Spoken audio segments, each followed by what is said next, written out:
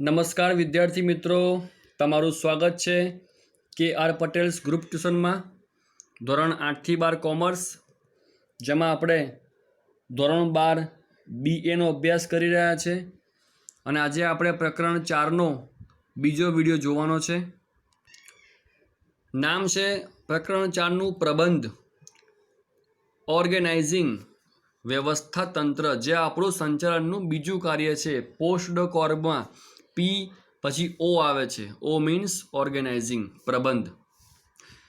એની આપણે વ્યાખ્યા જોઈ હતી, અર્થ સમજ્યા હતા, લાક્ષણિકતાઓ જોઈ હતી અને એના તબક્કા પણ આપણે જોયા હતા. હવે આજે આપણે એક લેવાનો છે ઇમ્પોર્ટન્ટ ટોપિક, એનું નામ છે પ્રબંધનું માળખું.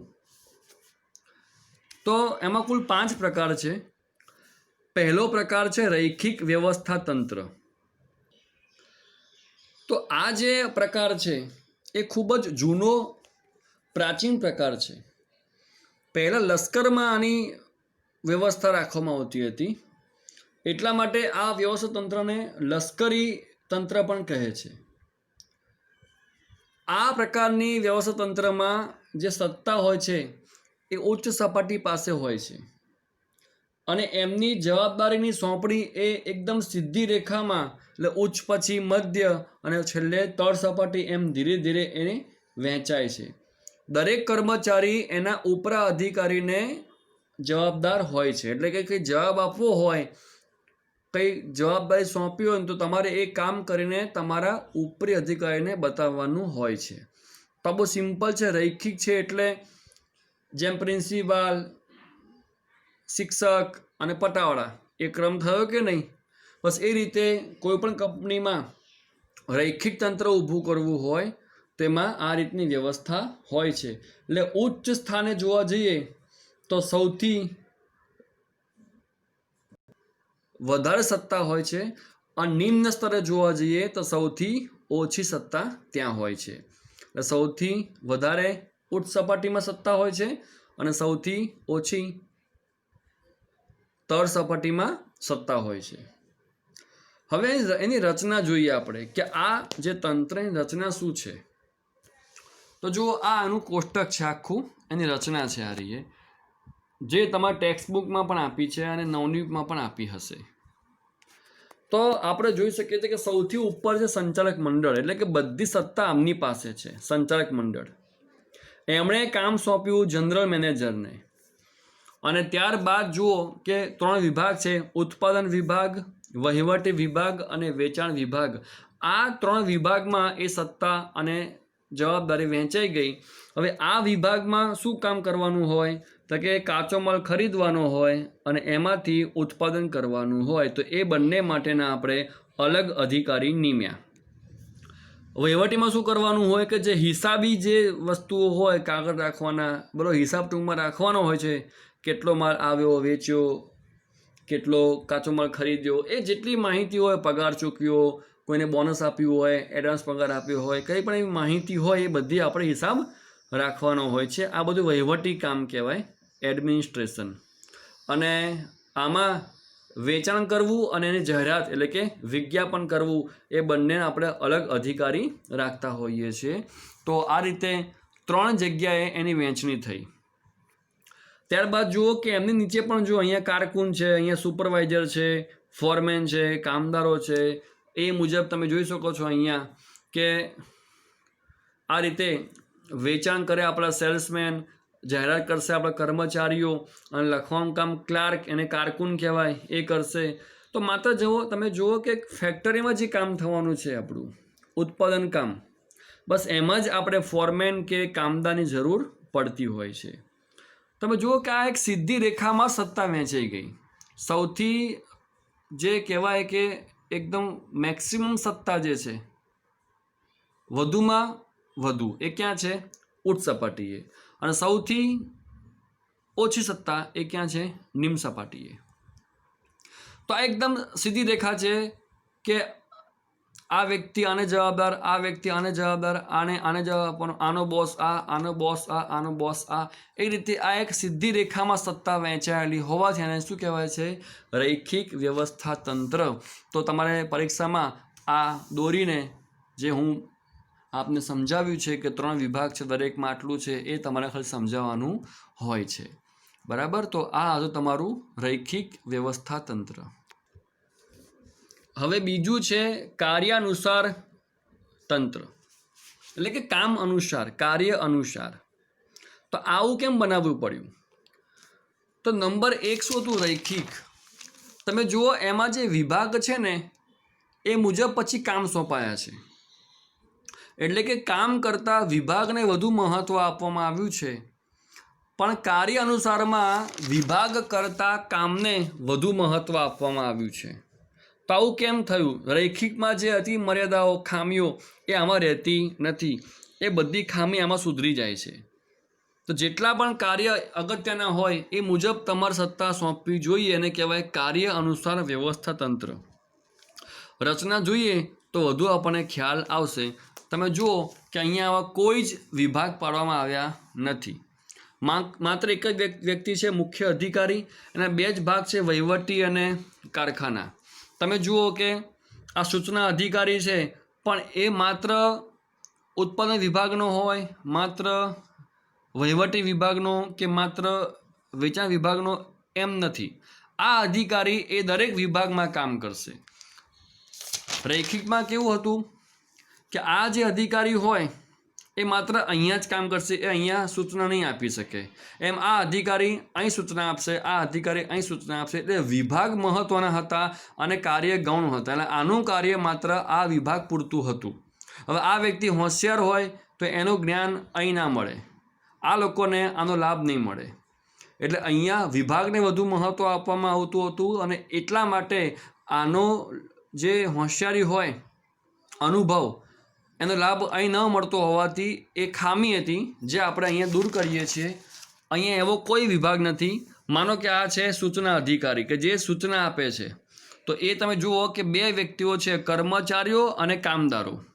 તો આ સૂચના અધિકારી અહીં પણ સૂચના આપશે, તમે જુઓ એરો, અને અહીં પણ સૂચના આપશે. એટલે આનો લાભ એ દરેકને મળશે. આ કોઈ એ વિભાગ પૂરતો સીમિત નથી. આગળ કેવું હતું કે એ અધિકારી પોતાના વિભાગ પૂરતો જ સીમિત હોય, બીજા વિભાગમાં બીજા અધિકારી હોય, એ આનાથી હોશિયાર પણ હોય અથવા ઓછા જ્ઞાની પણ હોઈ શકે છે. જ્યારે અહીંયા તો એનો લાભ દરેકને મળશે. તમે જો શિસ્ત અધિકારી હોય એ અહીં પણ સૂચના આપશે, અહીં પણ સૂચના આપશે. હિસાબી અધિકારી હોય, આ જેટલા પણ અધિકારી તમે જોઈ શકો છો એ બધા આ દરેક જગ્યાએ પોતાના જ્ઞાનનો લાભ આપશે, કારણ કે કાર્ય અગત્યનું છે, વિભાગ અગત્યનો નથી. એટલે આ તંત્રની અંદર વિભાગને ગૌણ મહત્ત્વ આપ્યું છે, અને મુખ્ય જે કાર્ય હોય એને જ વધુ મહત્ત્વ આપ્યું છે. એટલે વહીવટી વિભાગ, કારખાના વિભાગ, એમાં જેટલા પણ વિભાગ હોય તો આ વિભાગ માત્ર વહીવટીમાં નહીં, સામે કારખાનામાં પણ સૂચના જો તમે આપી શકે છે. અને આ જે અધિકારીઓ હોય માત્ર કારખાનામાં નહીં, વહીવટીમાં જે કર્મચારીઓ કામ કરે છે ત્યાં પણ સૂચના આપી શકે છે. એટલે આ બંનેને, આ દરેક અધિકારીના જે જ્ઞાન છે, અનુભવ છે, નિષ્ણાત છે, એને લાભ મળે છે. તો આ હતું તમારું બીજું કાર્ય અનુસાર વ્યવસ્થા તંત્ર. ત્રીજું છે આપણું વૈદિક વ્યવસ્થા તંત્ર. હવે આ શબ્દ એવો છે વૈદિક, એ તમને ખ્યાલ નહીં આનો અર્થ શું થાય છે. આનો અર્થ શું થાય એ આપને જલ્દી ખ્યાલ નહીં આવે. વૈદિક, પણ એનું ઇંગ્લિશ જુઓ, ફોર્મલ, તો આપને વધુ ખ્યાલ આવશે. અમુક શબ્દો એટલા પ્રાચીન હોય કે જેનો અર્થ તમે કદી સાંભળ્યો પણ ન હોય, પણ તમે આ શબ્દ સાંભળ્યો હશે. ફોર્માલિટી ના કરશો, ફોર્માલિટી એને કહેવાશે વૈદિક, વિધિવત, વૈદિક. તો આ વૈદિક એટલે એવું કહી શકાય કે કંપનીમાં કાર્ય અને વિભાગ વચ્ચે સમન્વય સાધવો. તો એવું કહી શકાય કે નંબર 1 રૈખિક, નંબર 2 કાર્ય અનુસાર, એ બંને પણ વૈદિક તંત્ર જ કહી શકાય. કારણ કે નંબર 1માં વિભાગને વધુ મહત્ત્વ આપવામાં આવ્યું હતું અને નંબર 2માં કાર્યને. તો એવું કહી શકાય કે વિભાગ અને કાર્યનો સમન્વય કરવાનો હોય, પછી નંબર 1માં વિભાગ મુખ્ય, કાર્ય ગૌણ, અને નંબર 2માં કાર્ય મુખ્ય, વિભાગ ગૌણ પણ બંને કહેવાય તો શું? વૈદિક વ્યવસ્થા તંત્ર, કારણ કે એમાં બધું વિધિવત હતું. સત્તા કોની ક્યાં આપવાની એ બધું સ્પષ્ટ હતું. કોણ કોને જવાબદાર છે બધું એકમાં અને આ બેમાં બંનેમાં સ્પષ્ટ હતું. એટલા માટે 1 અને 2 એ બંને વૈદિક તંત્ર જ કહી શકાય. ફોર્માલિટી અમુક કાગળિયા હોય એ નિયમિત કરવા પડે. તમે કોઈ હોસ્પિટલમાં જાઓ છો તો મુન્નાભાઈ MBBS પિક્ચરમાં એનો ઉલ્લેખ છે કે કોઈ પેશન્ટ ત્યાં એડમિટ થવા આવે તો ત્યાં કાઉન્ટર ઉપર એનું ફોર્મ ભરવાનું, ફોર્મમાં એનું નામ હોય, સરનામું હોય, કોઈ જૂની બીમારી હોય. હવે ઇમરજન્સીમાં કોઈ પેશન્ટ આવ્યું હોય તો એ વખતે એ ફોર્મ ન ભરે તો ન ચાલે એવો પ્રશ્ન એમાં ઉઠાવ્યો હતો. કારણ કે ફોર્માલિટી છે એ પછી પણ થઈ શકે છે, પહેલાં ઈલાજ જરૂરી છે. તો ફોર્માલિટી એટલે કરવા ખાતર કરવાનું હોય તે. આપણા ઘરે કોઈ મહેમાન આવે તો આવો, બેસો, પાણી પીશો. આ આપણી એક સંસ્કારિતા છે, એક મહેમાન ગતિ જે આપણે કરવી પડે. ભલે નજીકથી જ આવ્યા હોય તો પણ પાણીનું પૂછવું પડે. તો એ એક જસ્ટ ફોર્માલિટી છે, એ ખાલી કરવા ખાતર કરવાની હોય છે. તો કંપનીમાં પણ અમુક વિધિવત જે સત્તા અને જવાબદારી સોંપવાની હોય છે એ પણ વૈદિક હોય છે, કે જે એક ફોર્મલ છે, એ નિયમ પ્રમાણે જ કરવાનું હોય છે અને એટલે એને વૈદિક કહેવાય છે. તો હવે આપ આનો અર્થ સમજી ગયા છો વૈદિકનો, કે ફોર્માલિટી એટલે કામ પૂરતું કરવું પડે, જેને કહેવાશે ફરજ, કે જે કરવી જ પડે. હવે એમાં લાક્ષણિકતાઓ છે, આમાં રચના ના હોય. કારણ કે મેં કહ્યું એમ વૈદિક એ કોઈ અલગ નથી. રૈખિક પણ વૈદિક કહેવાય અને બીજું જે હતું કાર્ય અનુસાર એ પણ વૈદિક જ છે. એટલે એની રચના નથી હોતી, લક્ષણો હોય છે કે એમાં લક્ષણો કયા કયા છે. તો એક છે વૈદિક માળખું, એટલે કે આ તંત્રમાં વિધિવત સત્તા સોંપવામાં આવતી હોવાથી એનું માળખું કેવું છે? વૈદિક છે. કે સભાનતાપૂર્વક એમાં જવાબદારી સોંપાઈ હોય છે કે આ વ્યક્તિ આને જવાબદાર, આ વ્યક્તિ આને જવાબદાર, એમ બધું સરસ સોંપાયેલું હોય છે. બીજું છે અપરિવર્તનશીલ. આમાં કર્મચારીની જ્યાં નિયુક્તિ કરવામાં આવી હોય મોટાભાગેની બદલી કરવામાં આવતી નથી. ભાગ્યે જ કોઈ બદલી જોવા મળે છે. માટે એ કેવું છે? અપરિવર્તનશીલ, કે જે કર્મચારીને જે વિભાગમાં જ્યાં મૂક્યો હોય ત્યાં જ રાખવામાં આવે છે. તો જ એ નિપુણ બને, એ હોશિયાર બને અને અનુભવ મળે. એની જગ્યા જો વારાફરતી બદલવામાં આવશે તે એનામાં જે નિપુણતા કહેવાય, અનુભવથી જે જ્ઞાન આવવાનું હોય એ નહીં આવે. તમે કોઈ એકનું એક કામ વારંવાર કરો તમે એમાં નિપુણ બની જશો, પણ તમે દરેક કામ બદલતા રહેશો તો તમે કોઈ એક કામમાં નિપુણ નહીં બની શકો. તો એમ કર્મચારી પણ કોઈ એક જ વિભાગમાં કામ કરતો હોય તો એ વિભાગથી વાકેફ થાય છે અને માટે એનામાં નિપુણતા આવે છે. એટલે જરૂરી છે અપરિવર્તનશીલ. ત્રીજું છે ઉપરથી નીચે સત્તાની સોંપણી. એ તો આપણે જોયું હતું હમણાં કે આ ઉપરથી નીચે સુધી સત્તાની સોંપણી કરવામાં આવે છે. પછી રૈખિક હોય કે કાર્ય અનુસાર હોય, એ બંને વૈદિકનો જ ઉદાહરણ હોવાથી એમાં આ નિયમ લાગુ પડે છે. ચોથું છે મોટું કદ. હવે તમે જુઓ કે કદ મોટું હોય તો જ એને તંત્ર ઊભું કરવાની જરૂર પડે છે. એટલે વૈદિકમાં હંમેશા કદ મોટું જ હોય છે કંપનીનું. એટલા માટે જ એ વૈદિક તંત્ર કહેવાય છે. તો જ સત્તાની વહેંચણી એ થઈ શકે છે. પાંચમું ચોક્કસ સંબંધો. તમે જુઓ બધી સોંપણી વિધિવત થઈ છે, સ્પષ્ટ દેખાય એવી જ છે. કોણ કોને જવાબદાર છે, કોણ સૂચના કોને આપશે અને કોણ જવાબ કોને આપશે, એ બધી આમાં સ્પષ્ટતા થઈ છે નંબર 1માં અને નંબર 2માં બંનેમાં. એટલા માટે એવું કહી શકાય કે દરેક વિભાગ વચ્ચે ચોક્કસ સંબંધ છે. બધાને પોતાનો ખ્યાલ છે કે હું કોને જવાબદાર છું અને મારે કોની પાસેથી કામ લેવાનું છે. અને છઠ્ઠું છે માહિતી સંચાર. અહીં બે શબ્દો છે, માહિતી પ્રેષણ અને માહિતી સંચાર. 11 કોમર્સમાં આપણે શીખીને આવ્યા. હું આપને ફરી યાદ કરાવું કે માહિતી પ્રેષણ મતલબ કે માત્ર અહીંથી માહિતી અહીંયા આવે, એટલે કોઈ એક વ્યક્તિ બોલે અને બાકીને બધા સાંભળે, એને માહિતી પ્રેષણ કહેવાય. પણ સંચારમાં કેવું હોય કે આ માહિતી અહીંયા પણ આપે અને આ પણ માહિતી અહીંયા આવે. માહિતીની આપલે થાય અને માહિતીની આપલે થાય એ જ શ્રેષ્ઠ છે. એટલે એ કહેવાય માહિતી સંચાર. તો આ તંત્રમાં એનો પણ ઉલ્લેખ કરવામાં આવ્યો છે કે અહીંથી સૂચનાઓ હોય એ ઉપર જાય છે. આપણે શીખ્યા ચેપ્ટર 1માં કે જે નિમ્ન સપાટી હોય એ કહેશે મધ્ય વર્ણને અને મધ્ય કહેશે ઉચ્ચ વર્ણને. આ રીતે બધી માહિતીની આપલે થતી હોય છે.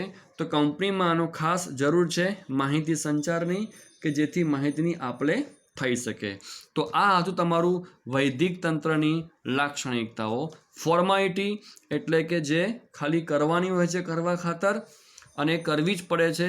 હોસ્પિટલમાં એડમિટ થાઓ તો એ ફોર્મ ભરવાનું, ડિસ્ચાર્જ થાઓ તો એની ફાઇલ બનાવે, આમાં બધી વિગતો લખી આપે. આ બધી એક ફોર્માલિટી કહેવાય. તમે સ્કૂલમાં જાઓ તો ધોરણ 10 પાસ કરો અને ધોરણ 11માં એની એ સ્કૂલમાં રહેવાનું હોય તો પણ તમને LC આપશે અને ફરીથી તમારી પાસે પ્રવેશ ફોર્મ ભરાવશે અને ત્યારબાદ તમે બધાએ જ આ વિધિ 11 કોમર્સમાં મારા ખ્યાલથી કરેલી જ હશે, તો આપને યાદ હશે. તો એ હતી બધી ફોર્માલિટી કે એની એ સ્કૂલમાં ભણવાનું હોવા છતાં પણ LC પણ તમારું કાઢે છે અને ફરીથી તમારું નામ ઉમેરે છે, નવું પ્રવેશ ફોર્મ ભરાવે છે અને ત્યારબાદ તમારું નામ એ સ્કૂલમાં ફરીથી ઉમેરે છે. તો આ બધી શું હતી પ્રકારની ફોર્માલિટી એ કરવી પડે, કારણ ધોરણ 10 કહેવાય માધ્યમિક અને 11-12 કહેવાય ઉચ્ચતર માધ્યમિક.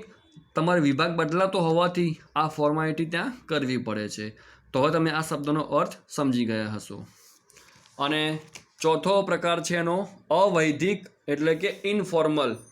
એમાં કોઈ જ ફોર્માલિટી હોતી નથી, કોઈ વિધિવત નિયમ હોતા નથી. એને કહેવાય અવૈધિક વ્યવસ્થા તંત્ર નંબર 4. આ પ્રકારના તંત્રમાં કર્મચારીઓ કે જેટલા પણ વ્યક્તિઓ સાથે મળીને કામ કરે છે, કોણ કોને જવાબદાર છે, કોણ સૂચના આપશે, એવું કોઈ સ્પષ્ટતામાં હોતી નથી. એટલે આમાં નકશો આ રીતનો બનાવી શકાતો નથી, કારણ કે આમાં બધું અવૈધિક છે, કંઈ વિધિવત હોતું નથી. જેને જે સૂચના આપવી હોય, જે મુજબ કામ કરવું હોય એ મુજબ એ પોતાનો વિચાર રજૂ કરે છે અને બીજા લોકો એનો વિચાર યોગ્ય લાગે તો એમાં હા કરીને તમે એ રીતે એ લોકો કામ કરતા હોય છે. એટલે અવૈધિકમાં કોઈ પણ પ્રકારના સંબંધો, કોણ કોને જવાબદાર છે, કોણ સૂચના આપશે, એવું કંઈ નક્કી હોતું નથી. એટલે એવું કહી શકાય કે અવૈધિકની અંદર જે તંત્ર જે છે એ ખાલી કામ કરતી વ્યક્તિઓ વચ્ચે અમુક સામાજિક સંબંધો સ્થાપે છે, પણ કોઈ વૈધિક વિધિવત ફોર્મલ રીતે કોણ કોને જવાબદાર છે એવું ક્યાંય કહેવામાં આવતું નથી. એને કહેવાય અવૈધિક વ્યવસ્થા તંત્ર.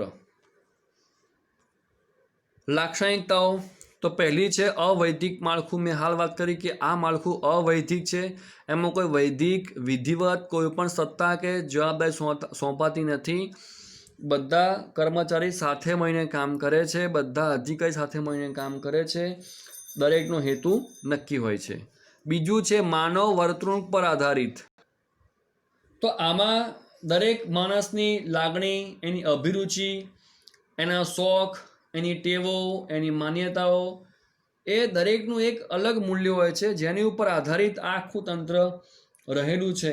એટલે એવું કહી શકાય કે માનવની જે વર્તણૂક છે, દરેક માણસની જે વર્તણૂક છે એની ઉપર આ તંત્ર આધારિત રહેલું છે. એના આધારે જ એ લોકો કામ કરશે. ત્રીજું છે પરિવર્તનશીલ. અહીંયા આ માળખું પરિવર્તનશીલ છે, એટલે કે અહીંયા કર્મચારી એક વિભાગમાંથી બીજા વિભાગમાં જઈ શકે છે અને ત્યાં ફરીથી જે બીજા કર્મચારીઓ હોય ત્યાં એ લોકો માનવ સંબંધ સ્થાપિત કરી શકે છે. એટલે આ માળખામાં પૂરેપૂરી પરિવર્તનશીલતા છે. જે કર્મચારીને જે વિભાગમાં કામ કરવું હોય ત્યાં જઈ શકે છે. હવે છે સાર્વત્રિક. એટલે માત્ર કંપનીમાં નહીં, દરેક જગ્યાએ, પછી એ શૈક્ષણિક હોય, ધાર્મિક હોય, સામાજિક હોય, પણ જ્યાં સમાન હિત હોય, દરેકનું હિત સરખું હોવું જોઈએ, તો એ બધા વ્યક્તિઓ સાથે મળીને કામ કરશે. અને કહેવાય અવૈધિક વ્યવસ્થા તંત્ર, જ્યાં કોઈ ફિક્સ નથી હોતું કે કોણ કોને જવાબદાર છે. માની લો કે કોઈ સોસાયટીમાં નવરાત્રિનું આયોજન કરવાનું હોય, એમાં 10 કે 12 યુવાનો એ કામ કરતા હોય, એમાં જેટલું પણ કામગીરી નવરાત્રિ લગતી હોય એ બધી એ કરતા હોય, તો એ અવૈધિક છે. એમાં કોઈનો બોસ નથી કે હું કોઈ એમ જ કરવાનું, તો હું આમ કરતું હોય તેમ કર, એમ નથી હોતું. હા, કોઈમાં ચોક્કસ સારું જ્ઞાન હોય તો એ મુજબ એ માહિતી આપે, ભાઈ આ વસ્તુ અહીંથી સારી આવે છે, આ વસ્તુ કરવા જેવી છે, એ રીતે. પણ કોઈ વિધિવત કાગળિયામાં લખાતું નથી કે ભાઈ આ વ્યક્તિ બોસ છે અને બાકીના 5 એ મુજબ કામ કરશે, એવું કંઈ હોતું નથી. તો આ સાર્વત્રિક છે. દરેક જગ્યાએ જ્યાં બધા સરખું હિત હોય, બધાએ સરખું કામ કરવાનું હોય, તો એ બધા ભેગા થઈને કામ કરે એને કહેવાય અવૈધિક વ્યવસ્થા તંત્ર. તો આ ઉદાહરણથી તમને સ્પષ્ટ ખ્યાલ આવશે કે અવૈધિક એટલે શું, કે કોઈ નક્કી હોતું નથી, બધા સાથે મળીને કામ કરતા હોય છે, પણ બધાનો હેતુ એક સરખો હોવો જોઈએ. 5મું છે અવૈધિક માહિતી સંચાર. આગળ વાત થઈ મુજબ સંચાર મતલબ કે માહિતીની આપ લે કરવી, પણ વૈદિક કરતાં અવૈદિકમાં આ સંચાર બહુ ઝડપી થાય છે, કારણ કે અહીંયા કોઈ નિયમ તો હોતો નથી. વૈદિકમાં તો કોઈ કર્મચારીને બીજા વિભાગમાં માહિતી આપવી હોય તો પહેલાં એ એના ઉપરી અધિકારીને કહેશે, એ અધિકારી બીજા વિભાગના અધિકારીને કહેશે, આમ વાયા વિધિવત જે સ્ટેપ્સ છે, નકશો, એ મુજબ જ એ માહિતીની આપણે થતી હોવાથી એ આપલે ખૂબ ધીમી થાય છે. જ્યારે અહીંયા તો બધા સરખા છે, કોઈ કોઈનો બોસ નથી, કોઈ નોકર નથી, બધા સરખા હોવાથી એ માહિતી સંચાર ખૂબ જ ઝડપથી થઈ શકે છે અને માહિતીની આપલે પણ ઝડપી થાય છે. 6થું નાનું કદ. એ તો સીધી વસ્તુ છે કે જો નાનું કદ હોય તો જ આ લોકો કામ કરી શકે. માનો 50-60 વ્યક્તિઓ કામ કરતા હોય તો એ અવૈધિક ચાલે જ નહીં, કારણ દરેકના મત અલગ હોય, વિચાર અલગ હોય. તો ભાઈ ગ્રુપ પડી જાય, 10 જણા હા પાડે, બાકીને 15 ના પાડે, ઓલા બીજો વિચાર કરે, તો દરેકનો વિચાર સમાન ન રહે એટલે એ લોકો કામ જ નહીં કરી શકે. તો જ્યાં નાનું કદ હોય, જ્યાં સંખ્યા ઓછી રહેવાની હોય, ત્યાં જ આ તંત્ર ઉપયોગમાં આવે. કંપનીમાં તમે આ તંત્ર ઉપયોગમાં લેવા જાઓ તો ઉપયોગમાં આવે જ નહીં. કંપનીમાં કેટલા માણસો કામ કરતા હોય, એટલે કોઈ કે આ કામ તમે કરજો, ઓલો કે ના આ કામ તમે કરજો, તો એ કામ રહી જાય છે. પણ વૈધિક એટલે જરૂર છે કંપનીમાં કે દરેકનું કામ વહેંચાયેલું હોય છે, એટલે કોઈ કોઈના કામમાં દખલગીરી કરી શકે નહીં. જ્યારે અવૈધિકમાં મેં કહ્યું એમ નાનું કદ હોય તો જ આ કામમાં આવે છે, કારણ કે એમાં એ લોકો એ રીતે સંપીને કામ કરી શકે છે. પણ કંપનીમાં કદ મોટું હોવાથી એવું ન શક્ય બને, કારણ કે દરેકનું કામ વહેંચાયું ન હોય તો એવું બને કે કોઈ કામ ડબલ વાર થઈ જાય અને કોઈ કામ રહી પણ જાય. તો જ્યાં મોટું કદ હોય ત્યાં હંમેશા વૈધિક જ કામમાં આવે. તમે જો સ્કૂલમાં પણ જુઓ કે દરેક ધોરણમાં દરેક વિષય કોને લેવાનો એ નક્કી હોય છે, કે આ ધોરણમાં આ વિષય આ શિક્ષક લે છે. એવું નક્કી ના હોય તો ઘણીવાર એક વિષય લેવા 2 શિક્ષક પણ આવી જાય અને કોઈ વાર કોઈ વિષય રહેવાનો રહી પણ જાય, એટલે કોઈ કામ બેવડાય અને કોઈ કામ રહી જાય. તો જ્યાં નાનું કદ હોય ત્યાં જ આ સિસ્ટમ કામમાં આવે છે. 7મું છે અંકુશનો અભાવ.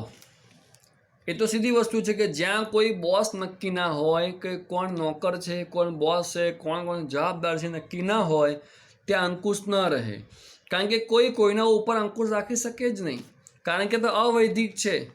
ક્યાંય કાગળ ઉપર લખ્યું નથી કે કોની વાત કોને માનવાની, હંમેશા આની વાત માનવાની, આની વાત આ માનશે, આની સૂચનાનું પાલન આ કરશે, એવું આમાં કોઈ સ્પષ્ટ હોતું નથી. એટલે આમાં જે તે વ્યક્તિઓ કામ કરતા હશે સંપીને, એ લોકોએ અંકુશ રાખી શકશે નહીં કે તું આમ જ કરવું, કોઈ કોઈને કહી શકે નહીં. કારણ કે કંપનીમાં જે મુજબ નક્કી કર્યું હોય કે આ વ્યક્તિ આને સૂચના આપે તો આ વ્યક્તિ આની ઉપર, એટલે કે આ વ્યક્તિ આની ઉપર અંકુશ રાખી શકશે, આ વ્યક્તિ આની ઉપર અંકુશ રાખી શકશે. જ્યારે અહીંયા અવૈધિક હોવાથી કોઈ કોઈની ઉપર અંકુશ રાખી શકતું નથી. 8મું છે વૈદિક તંત્રને પૂરક. હવે પૂરક એટલે શું? તો સમજો કે આ અવૈધિક જે છે ને એ વૈદિકમાંથી જ ઉત્પન્ન થયું છે, એટલે વૈદિક પ્લસ અવૈધિક બરાબર 1.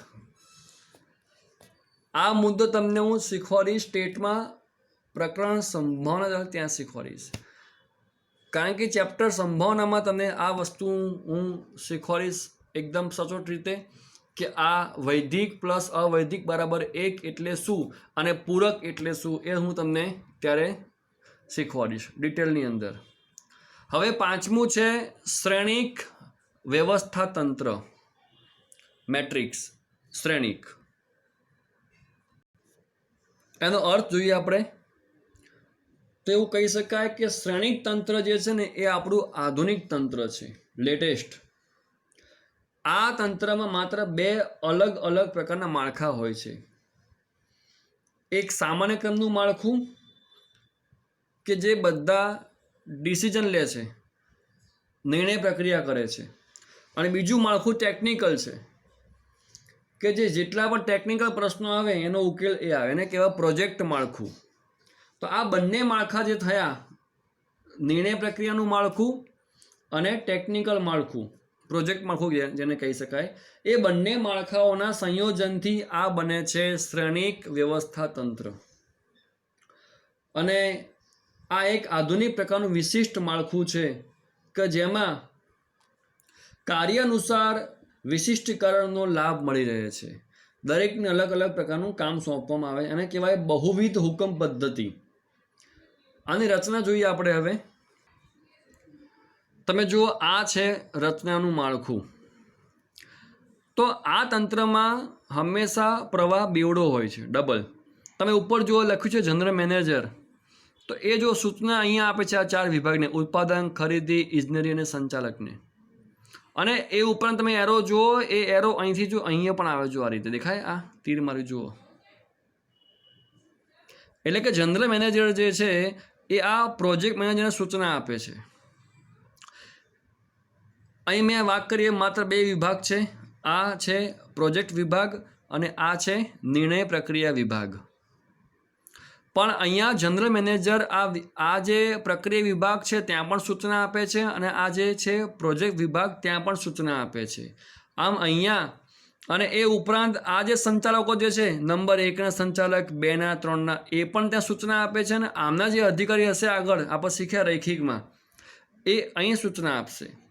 એટલું કહી શકાય કે આ એક આધુનિક તંત્ર છે કે જેમાં સૂચનાનો પ્રવાહ હંમેશા બેવડો હોય છે. ડાયરેક્ટ સૂચના અહીંયા પણ આપે છે અને અહીંયા પણ અપાય છે, અને એના જે ઇન્ડિવિડ્યુઅલ અધિકારી હોય છે, વ્યક્તિગત અધિકારી, એ પણ ત્યાં સૂચના આપતા હોય છે. આમ મુખ્ય જે છે આપણા જનરલ મેનેજર, ત્યાંથી પણ સૂચના આવશે 2 પ્રકારે, અને ઉપરાંત દરેક વિભાગમાં જે અધિકારી હોય એ પણ સૂચના આપશે. તો આ રીતે આ આખું એક રચના આની હોય છે. આ હતું તમારું શ્રેણિક વ્યવસ્થા તંત્ર. તો આજે આપણે અહીંયા આટલું રાખીએ છીએ. તો આ પાઠમાં જેટલું પણ તમે શીખ્યા છો એ તમે એના મુદ્દા અને આ રચના એનો ખાસ આપ અભ્યાસ કરજો. ટેક્સ્ટ બુકમાં, નવનીતમાં પણ બધું આપેલ છે, ત્યાંથી આનો અભ્યાસ આપ કરી શકો છો. આવજો.